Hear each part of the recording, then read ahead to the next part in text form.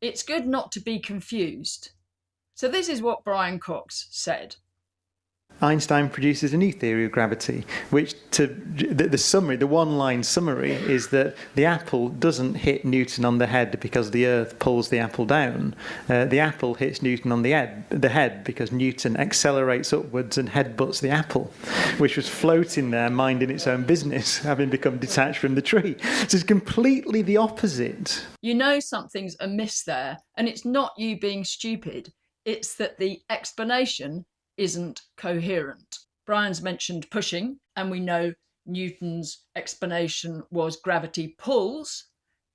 But did Einstein really say gravity pushes? Brian's mixed up definitions of forces and what we socially understand in normal terms as acceleration and movement. Okay, what Newton said about gravity.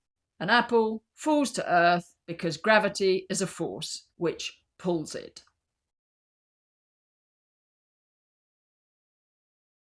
And Einstein radically changed the picture. Einstein said that a huge mass, like a planet, warps space-time. It creates a dip, think like a ball on a trampoline. So anything near it tips towards it. Tips. You get the meaning. It might be clearer to call gravity warpy, because what Einstein was saying, the cause of the apple and the Earth meeting is because the Earth has warped space-time. So what about the apple? Which was floating there minding its own business. It floating and minding its own business implies it's not moving. Our normal sense of movement is something going from one place to another. And the apple does move towards the Earth, because as soon as the apple leaves the tree, it starts out on a path. It's heading towards the Earth because the Earth has dipped space-time, so it heads towards it. It is moving in coordinate terms towards the Earth. Newton accelerating up, headbutting the apple. In physics, you can have proper acceleration and coordinate acceleration. And coordinate acceleration is the one we commonly understand. Something is here and it accelerates its way over to there. What's proper acceleration?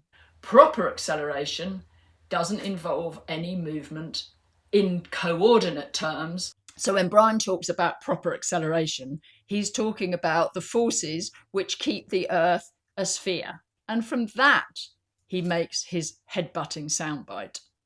So for the Earth to be a sphere, there are a bunch of forces involved. Electromagnetism, some of the heat pressure at the centre of the Earth stops the rocks collapsing in. But basically, we've got a nice, harmonious sphere, and it's staying that way. But if you put an accelerometer on the surface of the Earth, you can measure its proper acceleration is 9.8 metres per second.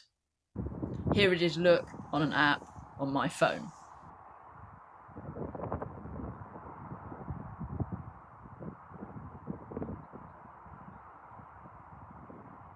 So yeah, if we've looked at our accelerometer, you can see how dodgy that is in normal language terms, because clearly the Earth's surface isn't rushing away from its centre. It took me nearly a week to work out, what is this man talking about? And I wasn't quite sure, is he just scraping the barrel of pop physics? But then I saw this following clip. Now I genuinely have no idea. BBC Two. And look what he says.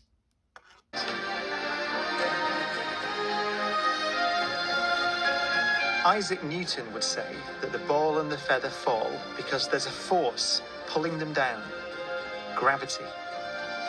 But Einstein imagined the scene very differently.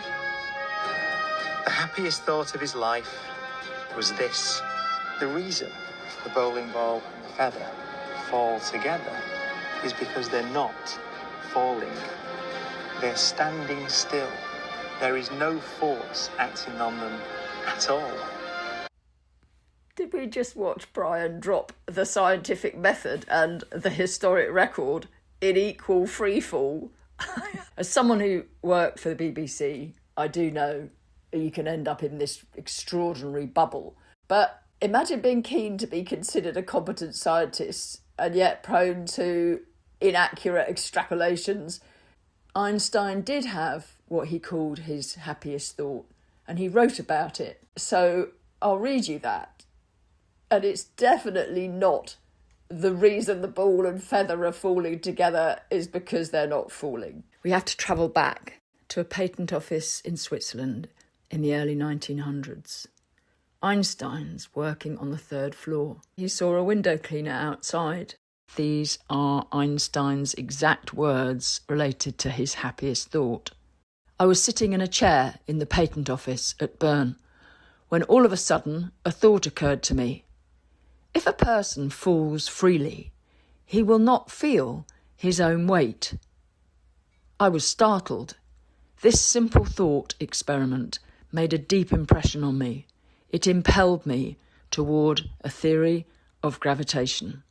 We know from personal experience, or if you've ever launched yourself off a diving board or had the misfortune to fall from a height, we don't experience any sensation of being pulled nor being pushed. Einstein realised that when a person falls, there are no forces acting upon them. Effectively, it's just the same as being in outer space. Zero G-force. If you were holding that accelerometer, it would read 0. But this is the biggie. Why would someone fall to Earth rather than float off into outer space? The point is, the object still falls downwards. How or why? There's a warp in space-time. So that BBC clip that's been watched nearly 25 million times, yeah, Brian's right to say there's no force on things that fall, but it's ridiculous to say they don't fall. Those two things have to go together. There's no force, but there is movement. It's almost as if Brian hasn't realised which creates a bigger dip in space-time, Earth or an apple, and then's got confused about which one's going to move towards the other. Yes, I know in relative terms things can look different from different perspectives. Relativity's a huge part of Buddhist practice. The Buddha taught about relative and ultimate truth, including time being relative, over 2,000 years before Einstein. But the Buddha and Einstein took care when they explained things. The care was that people would truly understand. I know nothing about equations, but apparently this part is the mathematical proof that Einstein was using the movement of an object to make the equations behind his whole theory. So maybe the Royal Society thought it would be cool to have a celebrity physicist as their professor for public engagement. But the Royal Society get about 100 million a year in UK taxpayer funding. So I think they have a duty to us to make sure when someone explains something, they make it clear. Maybe they think we're going to engage the public by confusing them so people talk about it, and people do talk about it. Yeah, people are confused. I want to say that I was invited to the Royal Society for lunch during some fracking environmental campaigning. And at the end of the lunch, they said to me, "You know more about this than we do." And the reason that I want to say that is because you don't necessarily have to be a scientist with a PhD to understand the basics. To me, the biggie is confusing people about life after death. Life after death? Yeah, I mean, it's what is life? I mean, that's a very good question, by the way.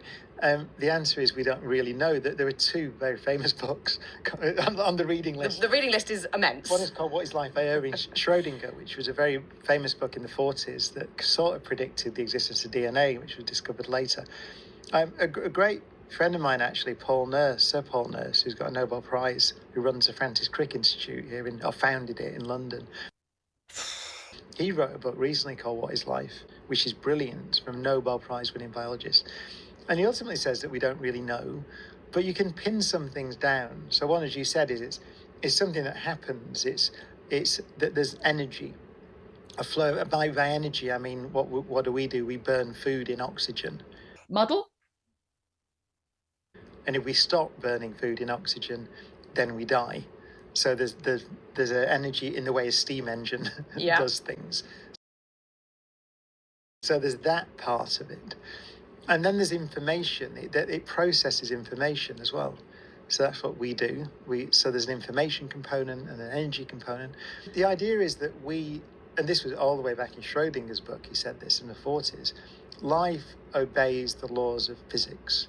So it is part of the physical universe. When Brian says to Fern Cotton, this is on the reading list, it's like, is it on your reading list, Brian? Because I don't think you got to the end, because the epilogue says all you need to know. And in fact, Schrodinger said at the beginning, this book should be read in continuo. So read to the end. So in Schrodinger's book, he says the body obeys the law of physics, and he goes straight on to talk about mind. And so therefore, you don't have there's no conceivable way that your conscious experience can persist. Schrodinger really cared about how it is with consciousness. The whole of the epilogue is a man clearly being quite careful, because he doesn't want to be disrespectful to the church, but he does say something quite radical, which is, in conclusion, there is no fundamentally separate mind. The experiences we have as an I are like marks on a canvas. His point is that mind fundamentally is like the actual canvas, and even if you wiped everything out, you can't really die because the canvas is still there. It's not the impression you get from Brian at all, is it?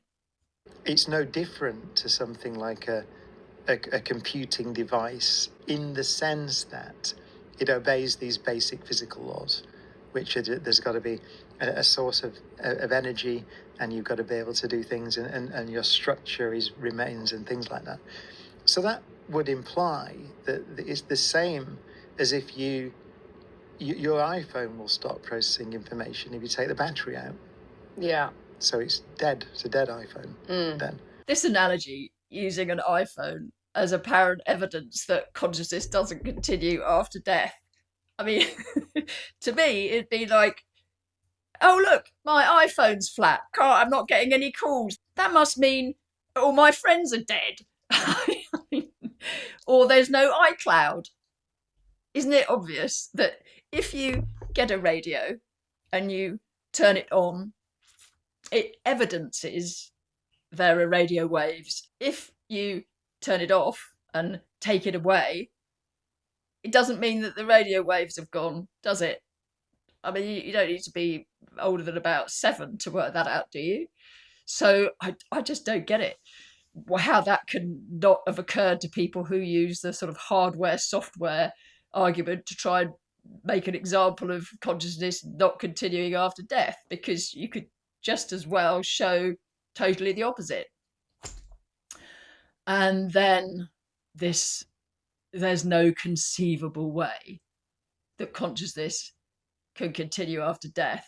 Hello, if you know some of the greatest physicists of the 20th century, Max Planck, for example, said mind is the matrix of all matter.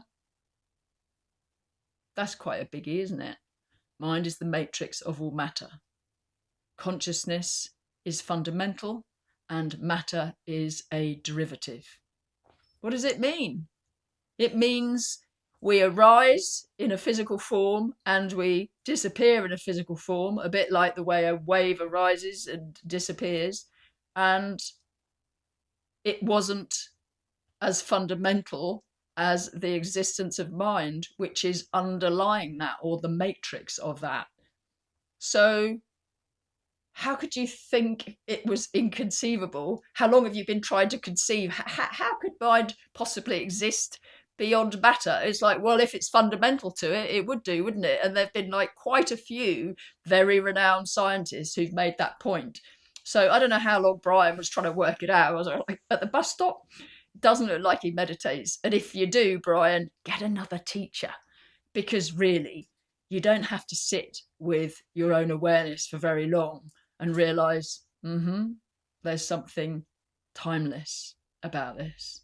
It really is fundamental. But I get it. If people don't meditate, trying to be objective about the whole thing and ignoring mind itself, imagine ignoring your own mind, trying to be objective. It's like you can't, as some very eminent scientists have said, you can't get out of your mind to analyze anything.